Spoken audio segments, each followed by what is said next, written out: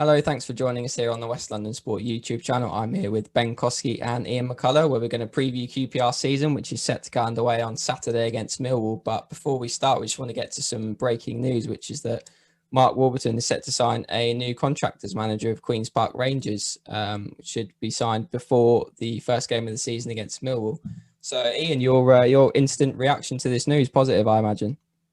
Yeah, good news. I think it's the first time I can remember a manager re-signing probably since Ian Holloway's first stint as manager. So it just goes to show how difficult a job it is managing QPR. But sign a new contract. It's a reward for him, and I guess it's a reward for the patience shown by the board when he was having that sticky patch before Christmas last year.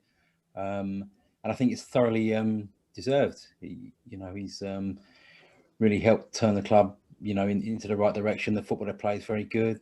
Young players are coming in and making their mark. And as a result of his coaching, players have been sold for big money like Gabiri Eze. And I think it's great news for him and great news for the club, and another sign that the club are heading in the right direction. Yeah, it's been such a mad turnaround, hasn't it? Like I've said this before on here when we spoke about it, but when we did that video, Ian, around December time, where we were potentially both thinking that Mark Warburton was going to get sacked, and that seemed to be the consensus among the fan base as well, is that there wasn't really a way back for him. So to go from that to turning around in the second half of the season to now getting a new contract for the kind of hard work he's put in, he's totally shifted the mindset of the supporters and the kind of opinion of him, I think, in football as a whole. I mean, Ben, are you pretty pleased with Mark Warburton's? Obviously, looks like he's going to be here for the foreseeable future. Obviously, you can never say that for certain in football management. It's probably one of the most tricky jobs in terms of job retention in the world. But are you pretty pleased with the news? Yeah, like Ian, I think it's extremely positive, and what it shows really is it's a continuation, I think, of what the sort of summer activities at QPR have been all about, which is people showing confidence in the direction the club is taking. The fact that you've had all four of the players who impressed on loan last season all committing themselves to the club on a permanent basis. I mean, I can't remember when that has ever happened before, and now the manager's future to be certified is good news, and of course the assistant manager. There was a lot of talk about John Eustace potentially taking the job at Swansea, and he's decided he's staying at QPR. Again, these are all positive things. If people are kind of looking at your staff and wanting to take them, that shows you're doing something right. And I think, as Ian said, probably the first time since Ian Holloway that a QPR manager has been offered a new contract, even, which does tell you something. Holloway's first spell was just under 5 years, and that is the longest spell of any QPR manager since Alex Stock, which is quite incredible in 50 years or more. And I think there's every reason to think that Mark Warburton, may well be the one to overtake that record in due course if things continue on the trajectory that we've seen so far.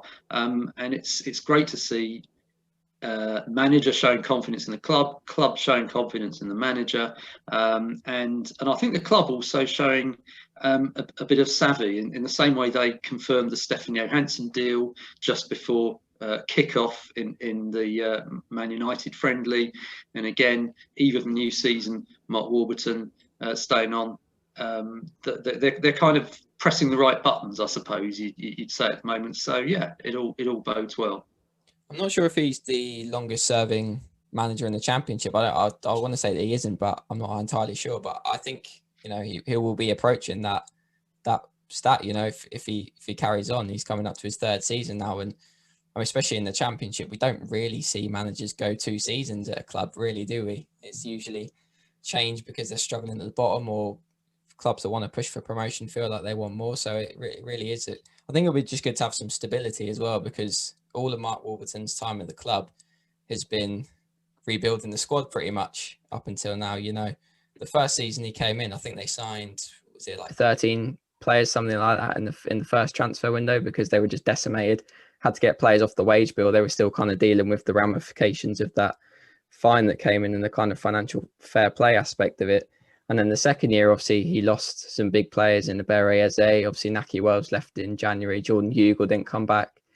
Bright Osei Samuel obviously left in January. So there's like some big attacking players there that left the club. So he's really had to use everything that he's learned so far to rebuild that squad. And I think he's done a great job of it. And now we're in a position, it looks like he's kind of got a settled team that can hopefully challenge for promotion, which brings me on to my next point, which is our sort of thoughts going into the season. I mean, I've seen a lot of QPR fans on social media and saying that it's kind of the best they've felt about a QPR season going into it in a long time, because of the business that's been done, bringing the players back that did so well in the second half of the year, and obviously the form that they ended last season and going into this season. Are you feeling positive about this season, Ian? Maybe more so than you've done in a little while? Yeah, like definitely. I think it's even before my time, when I really sort of got into following QPR, it probably goes back to sort of around the start of the Terry Venables era, really, when you can think of a progression like that's happening at the moment, where, you know, managers come in, the first season finished 13th, second season finished 9th, you know, and then the third season you're looking at it and thinking, well, this is a team that, you know, should be knocking on the door of the playoffs. Things have been done in a very orderly and kind of measured way. You know, the signings have been smart. They haven't broken the bank with transfer fees. They've, you know, even with the signing of Charlie Austin, it's a 2-year deal, which is sensible. It's quite surprising, really, isn't it? I mean, I would have expected 3 personally, given the stages out. Yeah, and I think that's kind of a real tick in Warburton's box as well. That, you know, Charlie has admitted that it was Tony Fernandez that was behind the move to bring him back. Warburton has said in recent interviews that, you know, he probably wouldn't have been a man to sign Charlie Austin, but he's fostered a decent relationship with him. Charlie's a big character. You know, he's good around the dressing room. He's got a big name around the club. He's got a lot of clout. And the fact he's got him on side and fostered a relationship with, if you like, an old school kind of pro, you know, and got him on board and persuaded him to sign, you know, come to the club permanently, I think it's a real sign of, you know, the way he acts, the way he speaks. He's very calm, very polite, you know, speaks to the players in a very orderly way. And I think the players obviously are buying into that. And I don't really recall, you know, I honestly can't recall a season where I felt I was encouraged about how Rangers can do for ever. I don't think. I really do think that there's been good teams in the past. The promotion season under Warnock, I think everyone sort of hoped it might be okay, but there was no genuine thought that they were going to walk away with the league. So yeah, it's, you know, there's real reasons to be cheerful. And but you know, but the ball hasn't been kicked yet. Pre-season friendlies don't mean nothing. You know, they're fitness exercises. Kevin on our pod said a few weeks ago. But you have to think the Rangers, you know, the way they finished last year, you know, in racing terms, you're looking at a form horse. The team that they finished third behind the 2 that went up was QPR. So if you're looking at form reasons, then Rangers should be up there. But, you know, there's a lot of football to be played between now and the end of May. But there's certainly, you know, the signs are very, very good. Yeah, you just don't know, do you, with the Championship especially? There's always surprise teams that come about. And, you know, I'm going to make a bit of a jump here, but you mentioned the form there, Ian, and the role that plays when you end a season in good form and then you carry on. Like, when Leicester won the Premier League, that's exactly what they did. They finished the season in unbelievable form to get out of relegation trouble, and they just carried it on. Now, I'm not saying QPR are necessarily going to go and win the league. You know, they could do. We don't know, but it does help a lot. And it's also like the reverse effect of that. Like Sheffield United couldn't get a win during when football restarted after the lockdown. Obviously, you saw what happened to them last season. So I think it can work both ways. And I think the good form they were in last season and just how well they were playing, you know, for a run of games, it really, you didn't feel like they were going to lose a game. That's how well they were playing. So I really do think that will benefit them, especially since, you know, like I said before, there's not been mass turnover in the squad this year, it is a lot of the same players that ended the season in such good form, which I think will be a massive boost. Do you agree, Ben? Yeah, absolutely. As you say, the players that were there on loan have all stayed, which has got to be good for continuity. Interesting that, I mean, Ian referred to it, the promotion season under Neil Warnock, and I would absolutely agree with what he says. There wasn't a great deal of expectation beforehand. There was more just hope than anything else. But you know, I always like to look back into QPR history to sort of get a guide to what might be happening, and you know, there are examples there. I mean, both ways. I think if you're talking about seasons where you felt confident, and personally I would say the last time I felt a confidence going into a new season was 2003, just after QPR had lost the playoff final to Cardiff in the third tier. But I genuinely felt that they, over the summer, brought in Gareth Ainsworth, Martin Rowlands, I think, really strengthened in that regard. And I just felt, you know, they're going to go one better this year. And that was, of course, what happened. And the other key thing, I think, is to remember that, you know, teams who are successful at the end of the season are not always the ones who make the best starts. And this is one of my bugbears. I personally don't think league tables should even be published until everyone has played at least 3 or 4 games, because they mean nothing. They mean nothing at all. And I hate seeing a league table on the first day of the season, because it counts for nothing. And what it does is, if your team has not started particularly well, it gets fans nervous, because they look at that league table and they say, why are we in 18th place or whatever?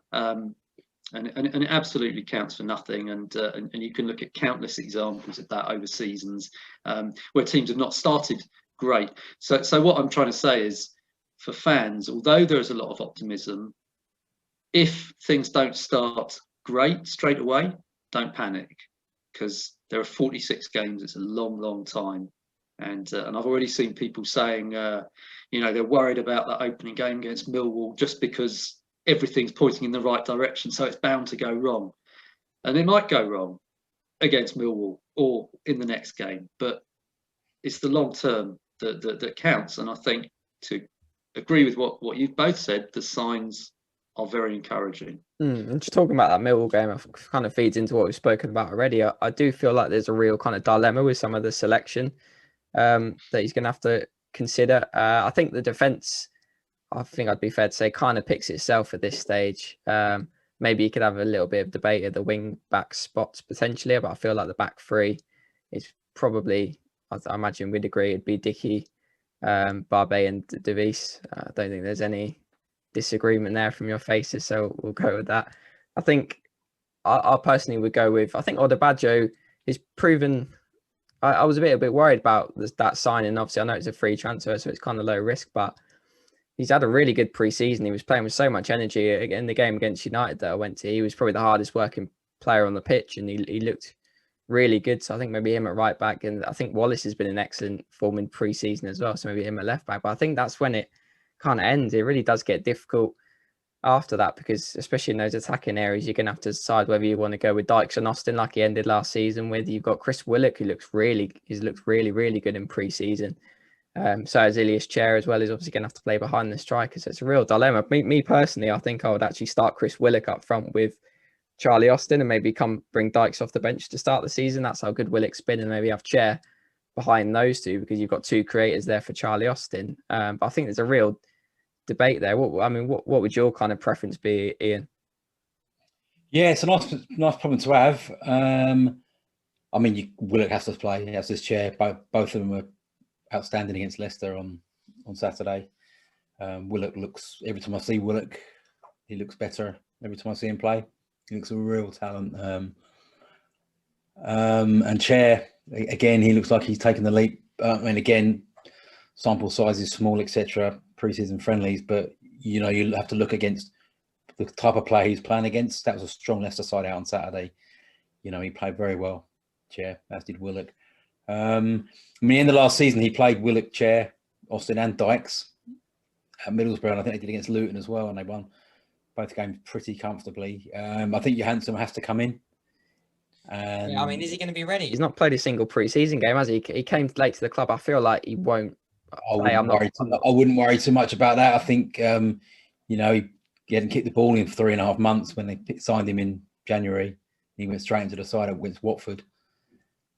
So I imagine they'll just get him up to speed a little bit. Fulham came back 3 weeks after QPR, so he's probably a couple of weeks behind in terms of, just aerobic fitness. But I think he'll start him on Saturday. I'll be very surprised if he doesn't. And then I guess it's a case of, will it be Ball or Dazelle? I'd probably go with Ball, just to, what you're going to get with Millwall, quite a physical side, and I think that probably suits Ball's game quite well. I think I wouldn't be surprised to see Ball and Dazelle personally. I maybe Johansson come off the bench, but I do think it will take him a bit of time, given the sort of the time off he's had. So yeah, I think there'll be a bit of a decision to be made there. I was just looking at the midfield earlier. I think with Field's injury, with Amos sort of a few weeks away, I think they could do with another body in that midfield personally, just to bolster a little bit. I think with Field's injury, that does change things. Maybe whether it's like a loan move until January, until Field comes back. I think that could.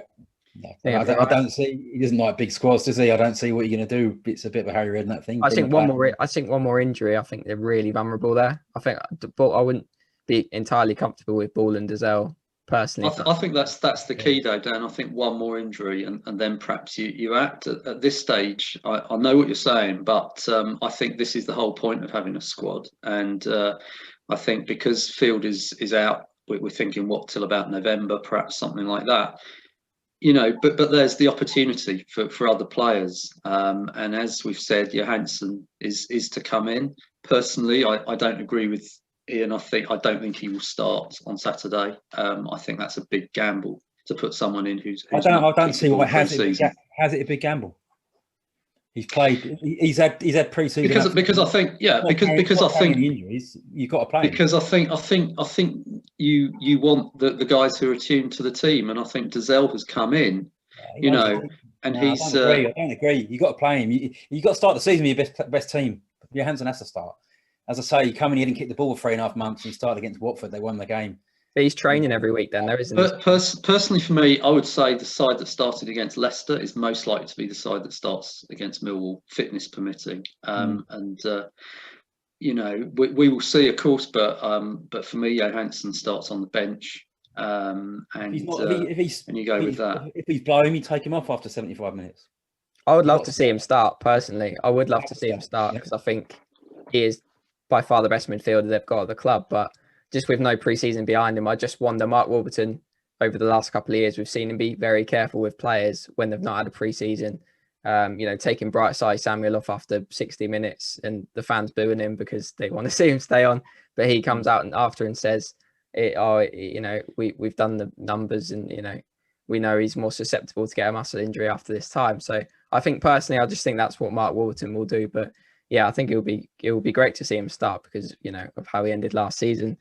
So it seems to be quite high hopes for going into the season. But what would, Ian, for you, what would you consider a successful season for QPR this year? Does it have to be a promotion challenge?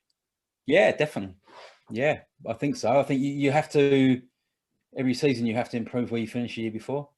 So if you're 9th last year, you've got to be kind of, at a minimum, you've got to be kind of pushing the playoffs, 7th, 8th if you're just outside. But, he's been backed. They brought the players in that did so well last year.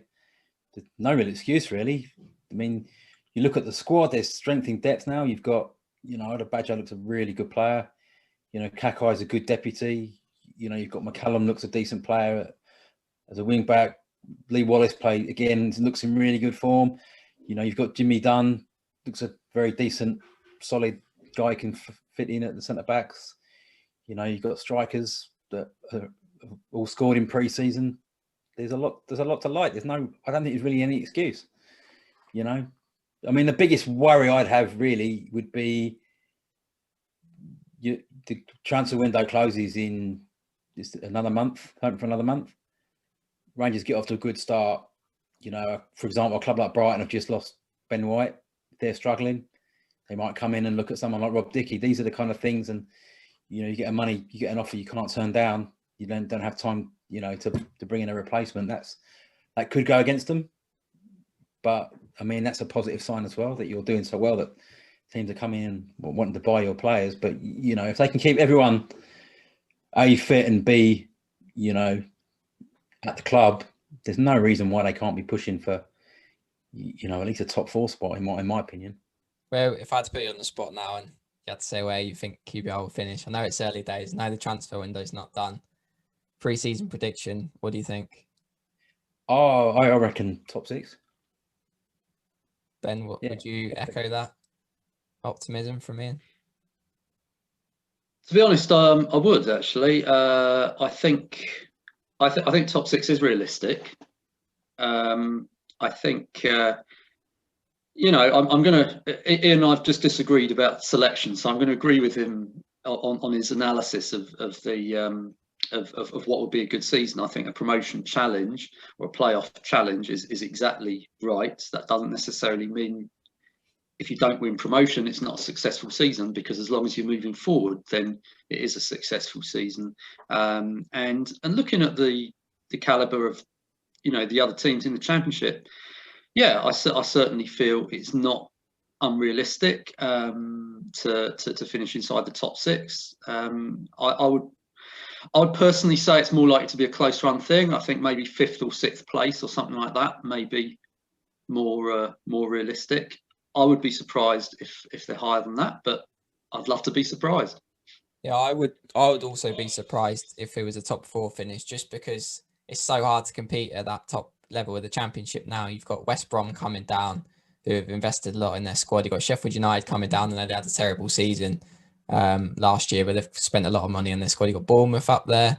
There's a lot of big clubs that are going to be wanting to push for promotion, and I think when it gets around that top 4 area, you do see it get a bit more tricky. But I don't think 5th and 6th are out of QPR's reach. If I had to say, I would think it would be around the playoffs they'll finish, whether that's just outside or just in. That would be my prediction for the season. But I hope, obviously, that they... Sitting on the fence there, Dan. I'm a little bit. I'm just... I think if I had to fully go in, I think I'd maybe say it would be just outside the playoffs, just because of the competition in the league this season. Maybe like 7th or 8th spot. I still think that would represent a good season for QPR. Some people might disagree. But certainly I think 13th, 9th, like you said, Ian, it's almost too good to be true. We don't normally see clubs just make this steady progress and then have a promotion challenge season. There's usually like a random terrible season in there when clubs are in the division, so we'll have to see. But it's a lot more positivity certainly than there has been. I think all those clubs you mentioned as well, it's important to note they've all got new managers, so you've still got that bedding in process. The traumas of, I'll throw Fulham into that bracket of clubs you mentioned as well. I didn't mention Fulham, but yeah, of course. You've got the trauma of getting relegated, everything that goes with that. We've seen that with QPR. When you get relegated with big name players, you've got that players that don't want to be in the Championship, players that think they're too good to be in the Championship, or massive coin that the club can't get rid of, crippling contracts. There's, malaise sort of over the club of getting used to losing. I think all those kind of things. I mean, I think I'll be looking, really, I think a club like Luton could do well this year. I think Barnsley are another one that could, I don't think last year was a complete one-off. I think they're a well-run club. I think they could be knocking on the door. And I think you could start to see clubs that are kind of run in a more rational manner, sort of knocking on the door more than the clubs that come down with huge squads and huge budgets who don't really, the Championship's hard. It's a really hard division, and stability, I think, is being shown. I mean, you have to look again at Brentford, the stability they've had, the way they've done things that's the way to do it. You can go either way, really. I mean, obviously, we saw Norwich and Watford come down and they absolutely smashed the Championship and got straight back. And then we've seen other teams come down and, like you said, they've not been able to shake that. With Norwich, they had a stable, the same manager, stability. So you had a lot of the same players, the same manager, an ethos of how they do things, how they play football. I mean, Jukanovic is a good manager. It's a good appointment with Sheffield United. But their talent they've got, they should be knocking them a door. Silva's a good manager. Fulham have got an enormous squad, but a lot of talented players in it. They'll be knocking them a door. But it doesn't always work like that in football. Yeah, I've got to say though, I'm amazed, and I know this might not be a popular prediction with Rangers fans, but I'm amazed neither of you has mentioned Cardiff, because I honestly think Cardiff will be a good shout for the top 2. I think they've got a very solid defence. They've got, in my view, one of the best managers at Championship level in Mick McCarthy, proven record. And they just brought in James Collins from Luton, who I think is a very good forward and will certainly benefit them. And personally, if I was putting my money on a team to finish in the top two, or two teams, I think it would be West Brom. Again, partly because they've got the core of their Championship winning side from 2 years ago, and they've added Alex Mowat to that as well, who was terrific for Barnsley last year. It would be West Brom and Cardiff would be my picks for the top two. So if I had to say player of the season for QPR this coming season, what would you say, Ian? Player of the season, Chris Willock. Ben? I have to say Chris Willock was on my mind as well, but I can't say the same thing, can I? So. Gosh, why not say Stefan Johansson? We've talked about him. Yeah, that's what I was going to say, but I'm just going to bench. I'm going to say Johansson. Johansson for me as well. Top scorer, Ian? Top scorer, I'm going to go Lyndon Dykes. Over Charlie Austin? Yeah. What would you say, Ben? Austin? It's got to be Austin or Dykes, really, I think. I'd be surprised if it was anyone else. I'm going to say I think it might depend on who takes the penalties. Because, of course, Austin was a successful penalty taker first time around at QPR. Dykes, of course, we saw at the start of last season, was pretty good from the spot. So, might come down to that. So, yeah, Austin or sharp Dykes, to Charlie, in pre-season. He looked sharp. He looked sharp. He did really good. I think Austin will get. I think he'll get 15 to 20 goals this season, Austin, and I think he'll be top scorer for QPR. So yeah, we'll see what happens. See if our predictions come off. I'm sure we'll watch this back at the end of the season and probably laugh ourselves, but there we go. So just to end then, obviously got a game coming up. We can do our predictions again for Millwall. What would you say, Ian? I don't think it'll be an easy game. Millwall never easy. They've made a couple of good signings. Bennett, good goal scorer at this level. They've got George Saville back from Middlesbrough. I'm going to go 2-0 QPR. What do you think, Ben? I'm going to say 1-1 draw. And as I said before, I don't think that's any cause for alarm if that is how it finishes. I think, as Ian said, Millwall are always a tough team to play against. Rangers have done quite well against them in recent years, but there will be expectation, and I can just see it being quite a tight game. So 1-1 to start. I agree. I think it will be a really tight game, but I think QPR will just edge it, maybe like a 2-1 win, which would be, I think a strong start would really help them out as well. You start slow, it always gets a lot tougher towards the end of the season. So good start would really help the team out. But yeah, thanks for watching, everyone. If you enjoyed it, please remember to subscribe to the channel, leave a like, and we'll be back again soon.